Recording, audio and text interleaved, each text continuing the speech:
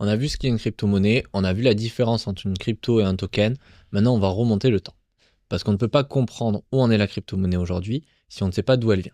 Et je vous préviens, cette histoire, c'est un peu un scénario de film. Il y a un créateur fantôme dont personne ne connaît l'identité, il y a des milliards qui ont été volés, des empires qui se sont effondrés du jour au lendemain, un pays qui adopte le Bitcoin comme monnaie nationale, et un cours qui passe de 0 à 100 000. Si quelqu'un avait écrit ça dans un roman, on dirait que c'est un peu exagéré. Et pourtant, tout est vrai. L'histoire de la crypto-monnaie, c'est un trailer économique que personne n'aurait osé inventer. Tout a commencé à la fin des années 1990, bien avant que le mot Bitcoin n'existe. À cette époque, des chercheurs en cryptographie et en informatique, des gens brillants mais largement méconnus du grand public, commencent à imaginer quelque chose de révolutionnaire. Une monnaie numérique qui ne dépendrait d'aucune banque, d'aucun gouvernement et d'aucune institution. Parmi eux, un nom ressort, Nick Szabo. En 1998, Szabo propose un concept appelé BitGold. L'idée est visionnaire. BitGold introduit déjà deux concepts fondateurs de ce que deviendra Bitcoin. La rareté numérique, c'est-à-dire l'idée qu'un actif digital peut être volontairement limité en quantité, et la validation par preuve de travail, c'est-à-dire l'idée que des machines doivent fournir un effort calculatoire pour valider les transactions. BitGold n'a jamais vu le jour concrètement, mais le projet est resté théorique, mais il a posé les fondations intellectuelles sur lesquelles quelqu'un, 10 ans plus tard, allait construire quelque chose de bien plus grand. BitGold n'a jamais existé, mais sans BitGold, peut-être que Bitcoin n'aurait aussi jamais existé non plus. Et ce quelqu'un, c'est Satoshi Nakamoto, un pseudonyme, un fantôme, on ne sait pas si c'est un homme, une femme ou un groupe de personnes. Ce qu'on sait, c'est que le 31 octobre 2008, Satoshi publie un document de 9 pages intitulé Bitcoin a Peer-to-Peer Electronic Cash System. 9 pages qui vont changer le monde. Et le 3 janvier 2009, le premier bloc de la blockchain Bitcoin est miné, le bloc 0, celui qu'on appelle Genesis Block. Et comme on l'a vu dans le chapitre sur la blockchain, Satoshi a encodé un message du titre du Time, le chanceleur au bord d'un second plan de sauvetage des banques. Et ce n'est pas du hasard, c'est un manifeste. Bitcoin introduit une rupture totale et il combine des technologies qui existaient déjà, séparément. Donc il y avait la preuve de travail, le réseau pair à pair, la cryptographie asymétrique, mais il assemble tout ça dans un système monétaire entièrement décentralisé qui fonctionne sans aucune autorité centrale. C'est la première fois dans l'histoire qu'un tel système est opérationnel. Et puis en 2011, Satoshi Nakamoto disparaît. Il cesse toute communication, abandonne le projet et s'évanouit dans la nature. Il laisse derrière lui un écosystème autonome, un portefeuille contenant aussi environ 1 million de bitcoins, soit des dizaines de milliards d'euros au cours actuel, et un mystère qui n'a jamais été résolu.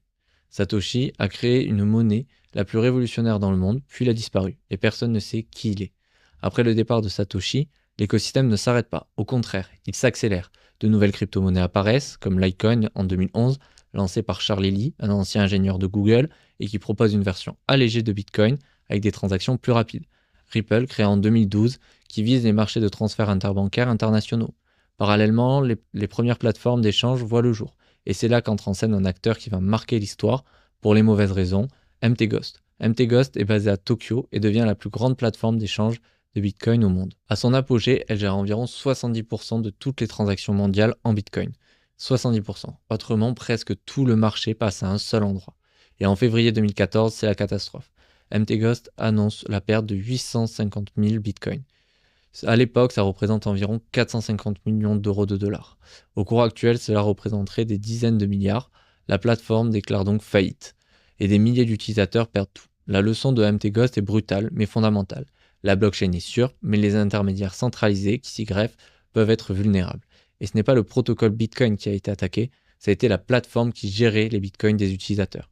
La différence, elle est cruciale, et on la retrouve dans d'autres scandales par la suite. MT Ghost n'a pas prouvé que Bitcoin est fragile, MT Ghost a prouvé que la centralisation est fragile. 2015, c'est l'année qui va tout changer. Un jeune programmeur russo-canadien de 21 ans, Vitalik Buterin, lance Ethereum. Et avec Ethereum, la blockchain ne se contente plus de transférer de la valeur. Elle devient programmable. Et comme on en a parlé dans le premier chapitre, Ethereum introduit les contrats intelligents. Ces programmes autonomes qui s'exécutent automatiquement sur la blockchain. Mais ce qu'il faut comprendre, c'est que dans le contexte historique de cette innovation, cela ouvre la porte à tout un univers qui n'existait pas avant. Et grâce au smart contract, on peut désormais construire des applications décentralisées qui s'appellent les DApp. On peut aussi créer des protocoles de finances décentralisés, on peut émettre des tokens, lancer des NFT, créer des organisations autonomes, tout ce dont on a parlé et dont on parlera dans les prochains chapitres. Et c'est Ethereum qui a proposé cette base. Bitcoin a inventé la monnaie décentralisée, Ethereum a inventé l'économie décentralisée, où les crypto-monnaies entrent dans la culture populaire. Bitcoin passe de 1000 $ à janvier à près de 20 000 dollars en décembre. Et en un an, une multiplication par 20. Tout le monde veut sa part du gâteau. Les médias s'emballent, votre voisin, votre collègue, votre coiffeur, tout le monde veut du Bitcoin, tout le monde en parle. Les ICO qui sont des levées de fonds en crypto se multiplient, des centaines de projets lèvent des millions en quelques heures, parfois sans même avoir un produit fonctionnel. C'est la FOMO dans sa forme la plus pure. Et puis, inévitablement, le château de cartes s'effondre. 2018, le marché s'écroule, le Bitcoin perd plus de 80% de sa valeur en quelques mois. Des dizaines de projets issus d'ICO disparaissent. Des investisseurs perdent leur économie et c'est le premier grand bear market de l'histoire. 2017 a appris au monde que la crypto existait et 2018 a appris au monde que la crypto pouvait faire très mal. Après 2 ans de reconstruction discrète, 2021 marque l'entrée de la crypto dans une nouvelle dimension. Et cette fois, ce sont plus seulement les particuliers qui s'y intéressent, ce sont les institutions. En février 2021, Tesla, l'entreprise d'Elon Musk, annonce acheter 1,5 milliard de dollars en crypto pour son bilan comptable. L'annonce a fait l'effet d'une bombe, une entreprise cotée au Nasdaq, l'une des plus valorisées au monde, qui met du Bitcoin dans sa trésorerie. Et ça, c'est un signal majeur. Ça légitime l'actif aux yeux de la finance traditionnelle.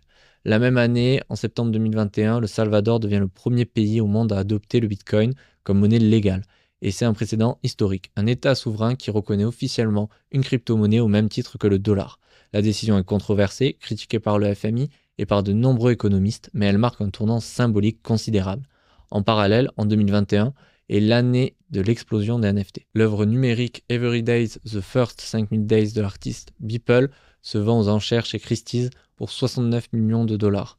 Les Bored Ape et les CryptoPunks deviennent des phénomènes culturels. Le grand public découvre la blockchain et ce n'est pas que de l'argent. C'est de l'art, de l'identité, du collectionnisme numérique. En 2021, c'est l'année où la crypto a quitté les forums de geeks pour entrer dans les salles de marché et les musées. Et comme toujours dans cette histoire, après l'euphorie vient la chute. Et cette chute, elle porte un nom, c'est FTX. FTX, c'est une plateforme d'échange fondée par Sam Bankman-Fried, un jeune prodige de la finance devenu milliardaire en quelques années. FTX croît à une vitesse folle. Elle est sponsorisée par des événements sportifs, achète les droits de naming d'un stade de NBA et fait la couverture de Forbes. Bankman-Fried a même reçu au Congrès comme un expert de la régulation crypto. Et en novembre 2022, tout s'effondre. En l'espace de quelques jours, on découvre que FTX a utilisé le fonds de ses clients pour financer des investissements risqués via une société sœur, Alameda Research. Les comptes ne correspondent pas, des milliards manquent, la plateforme suspend les retraits, puis déclare faillite. Sam Bankman-Fried est arrêté et est poursuivi pour fraude. Et c'est là qu'on touche au paradoxe le plus profond de cet écosystème.